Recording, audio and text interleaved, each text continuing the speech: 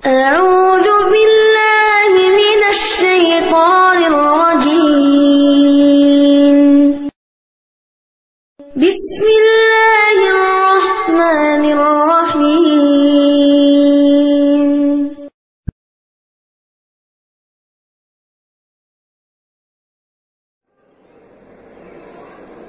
الله أكبر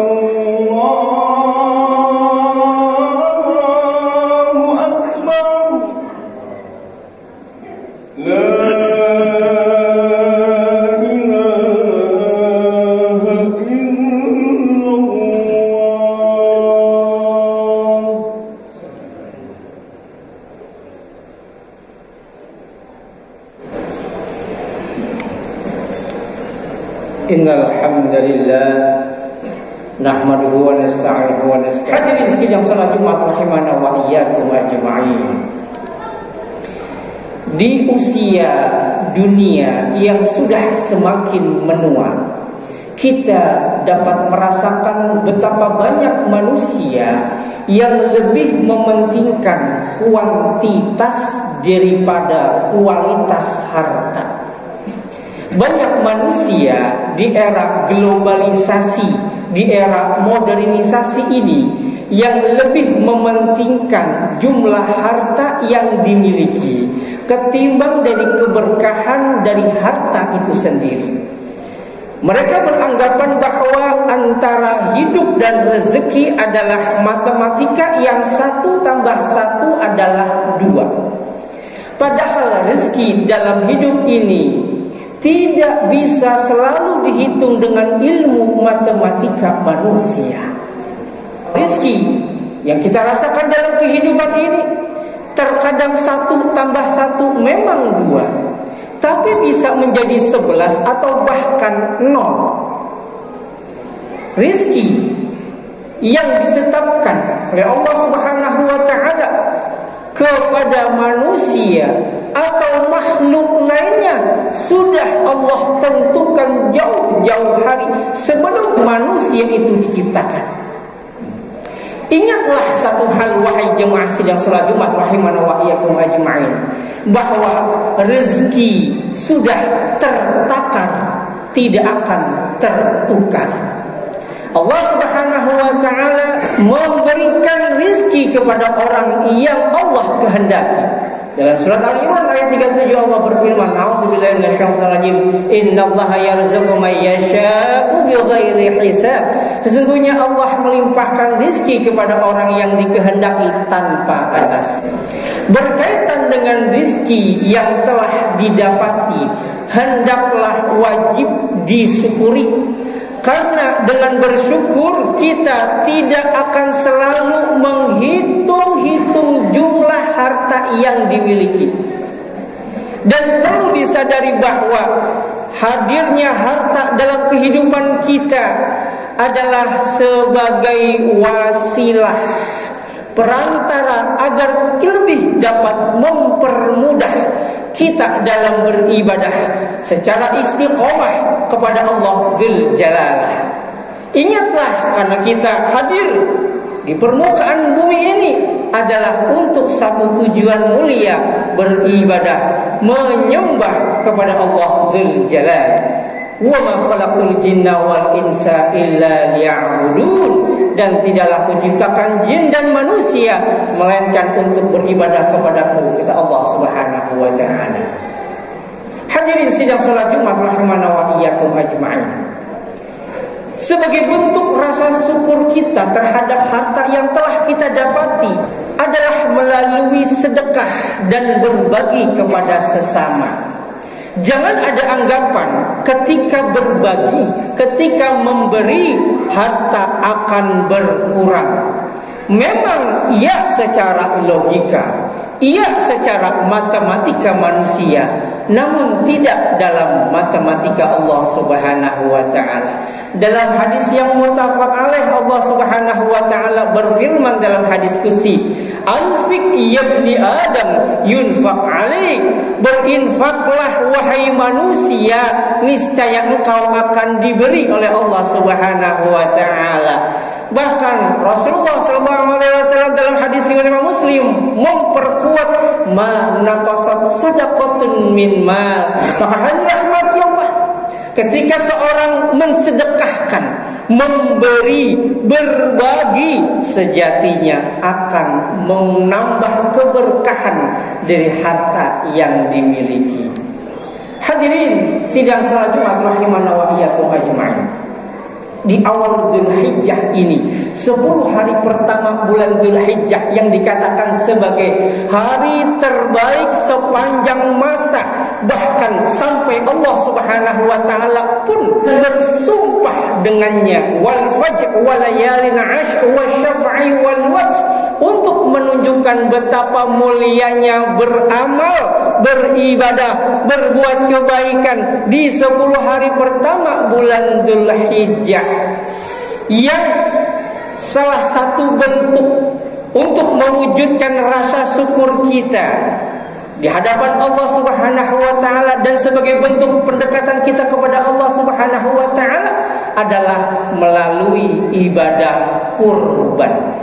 Karena dengan berkurban, saudara-saudara kita yang merasakan dampak ekonomi yang belum pulih sebab pandemik beberapa waktu yang lampau, akan terasa benar-benar besar manfaatnya.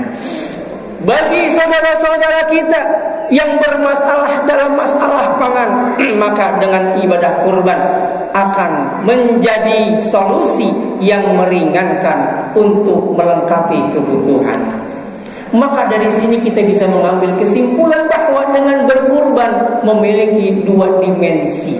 Yang pertama, dimensi vertikal berupa pendekatan kepada Allah Subhanahu wa taala. Hal ini bisa kita ketahui dari mana asal dari kata kurban itu. Berasal dari kata qurba yaqrabu qurbanan, yang artinya dekat. Artinya apa? Ketika seorang berkurban, mengorbankan hartanya, sejatinya dia sedang berupaya mendekatkan dirinya kepada Allah Subhanahu wa taala. Dan ketika seorang hamba sudah dekat dengan Rabb-Nya, maka doanya akan mudah dikabulkan, dosanya akan diampunkan, dan kebutuhannya akan dicukupkan oleh Allah Subhanahu wa taala. Kurban bermakna vertikal, kedekatan kepada Allah Subhanahu wa taala.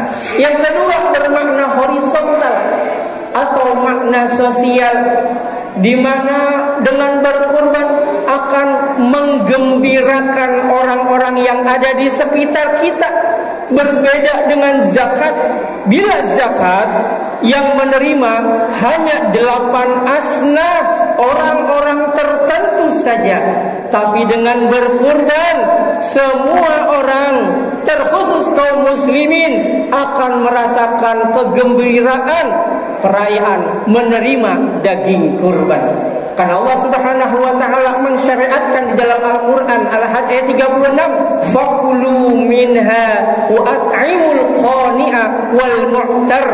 Dan makanlah daging kurban itu, kemudian bagikanlah kepada orang-orang yang merasa cukup dan orang-orang yang meminta-minta. Artinya apa? Daging kurban berhak dimakan oleh yang berkurban, dengan catatan kurbannya adalah kurban sunnah, kurban yang sebagaimana kita laksanakan setiap tahunnya, bukan kurban nazar, kurban yang dilakukan karena sebab-sebab tertentu, karena ucapan-ucapan tertentu. Bila anak saya lahir laki-laki, saya tahun ini akan berkurban. Bila anak saya diterima di perusahaan bonafit, akan berkurban tahun ini. Dengan kurban yang dilakukan sebab ucapan, sebab nazar, maka menurut Imam Syafi'i, Imam Hanafi, dan mayoritas Imam Hambali, yang berkurban haram memakan daging kurban dari apa yang dikurbankan. Maka selayaknya bagi para panitia kurban hendaknya menanyakan terlebih dahulu kepada yang berkurban, apakah kurbannya kurban sunnah atau kurban sebab nazar. Hadirin sidang salat Jumat rahimana wa iyyakum ajma'in. Yang berkurban pada umumnya berhak memakan dari daging kurban yang dikurbankan. Kemudian disedekahkan pula kepada orang-orang yang berkecukupan, al-qani', yang merasa cukup, para saudagar. Orang-orang kaya pun berhak menerima daging kurban, terutama terkhusus kepada wal mu'tar, orang yang meminta-minta, fuqara wal masakin. Artinya hari raya Idul Adha adalah hari penuh kegembiraan. Yang merasakan kegembiraan bukan hanya kaum fuqara wal masakin, seluruh kaum muslimin khususnya bisa merasakan kegembiraan berupa daging kurban. Bahkan kaum non muslim sekalipun yang bertetangga dengan kita dengan cukup baik pun menerima daging kurban sebagai syiar dari ajaran Islam yang senantiasa peduli terhadap sesama manusia. Hadirin sidang salat Jumat rahimana wa iyyakum ajma'in. Hari raya Idul Adha yang sebentar lagi kita rayakan, walaupun di Indonesia tahun ini juga beberapa tahun yang lampau mengalami perbedaan. Ada dua perbedaan perayaan hari raya Idul Adha di Indonesia tahun ini. Sebagian merayakan hari raya Idul Adha esok hari Sabtu tanggal 9 Juli, di mana tanggal sekarang Jumat 8 Juli adalah hari Arafah, mereka berpuasa sunnah.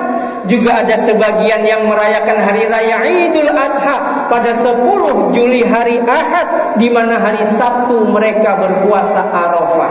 Baik yang berhari raya Sabtu ataupun Ahad, hendaknya kita mengedepankan sikap tasamuh, toleran, karena masing-masing berdasarkan dari dalil. Maka layaknya kita mengedepankan sikap toleransi yang tinggi. Silakan yang berhari raya Sabtu ataupun Ahad, silakan yang berpuasa Arafah Jumat ataupun Sabtu, atau bahkan tidak puasa sama sekali, tetapi jaga persatuan. Jangan jadikan celah ini dimanfaatkan bagi orang-orang yang mencari perpecahan dalam umat Islam.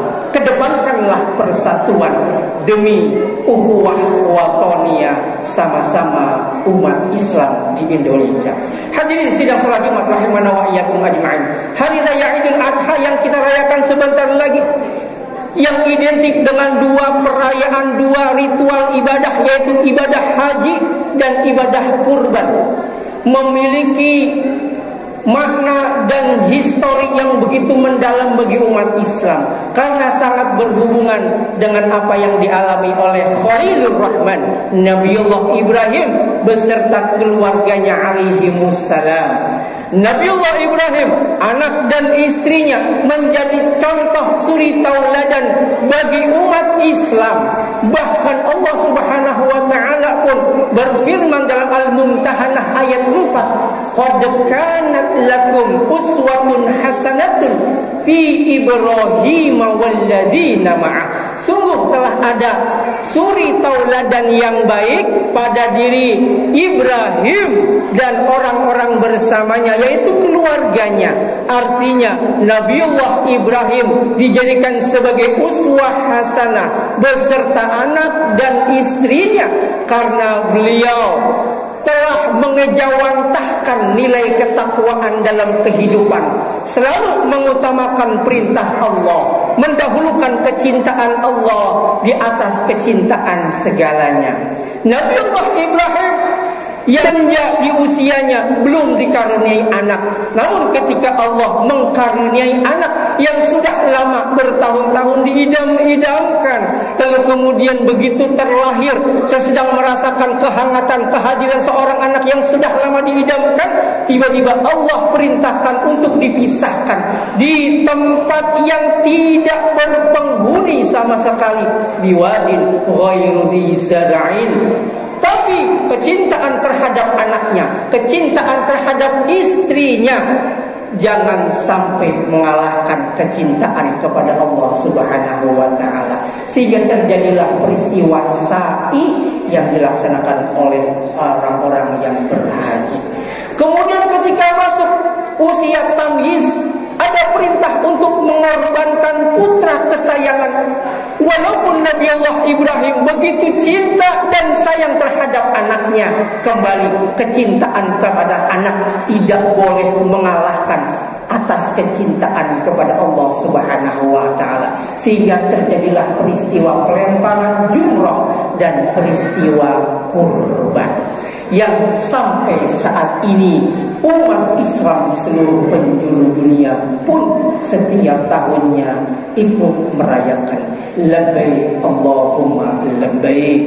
Kita haruslah mengedepankan apa yang diperintahkan oleh Allah Subhanahu wa taala, walaupun perintah Allah yang tertera dalam Al-Qur'an, walaupun perintah Allah yang disabdakan oleh Rasul tercintanya berlawanan dengan hasad pribadi, dengan keinginan pribadi. Hendaknya kecintaan kita kepada anak, harta, tahta dan jabatan kita jangan sampai mengalahkan kecintaan kepada Allah Subhanahu wa taala. Kecintaan kepada Allah harus di atas segalanya. Dari Allah kita berasal, oleh Allah kita dilakukan, dan kepada Allah kita akan dikembalikan. Semoga Allah Subhanahu wa taala menjadikan ibadah haji saudara-saudara kita tahun ini menjadi haji yang mabrur. Allah berikan kesehatan dan keselamatan agar mereka bisa kembali ke negara masing-masing, dan semoga saudara kita yang berkurban tahun ini, semoga Allah terima kurbannya sebagai kurban yang makbul, kurban yang mendapatkan pahala berlimpah dari Allah Subhanahu wa taala, yang diganti dengan rizki yang berlimpah pula. Aku qouli hadza wa astaghfirullah li wa lakum fastaghfiruhu innahu huwal ghafurur rahim.